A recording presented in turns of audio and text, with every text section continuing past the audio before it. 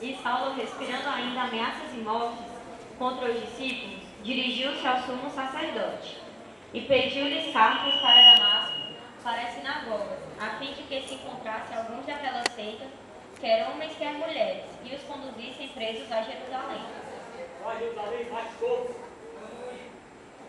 E indo a caminho, aconteceu que, chegando perto de Damasco, subitamente o cercou um resplendor de luz do céu.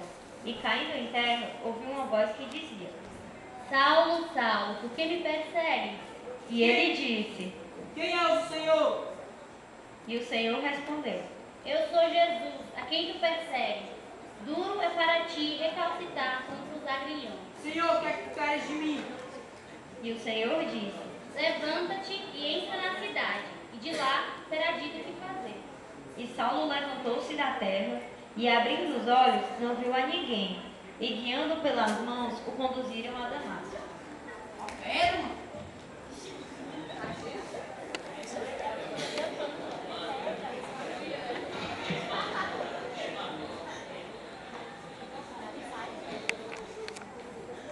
E estando Saulo orando na casa de Judas, chegou a ele um homem chamado Ananias, pois o Senhor revelou em visão a ir até ele, e entrou Ananias na casa, e impondo-lhe as mãos, disse: Irmão Saulo, o Senhor Jesus, aquele que tu encontraste em viagem, me enviou, para que através de mim voltes a ver e seja cheio do Espírito Santo.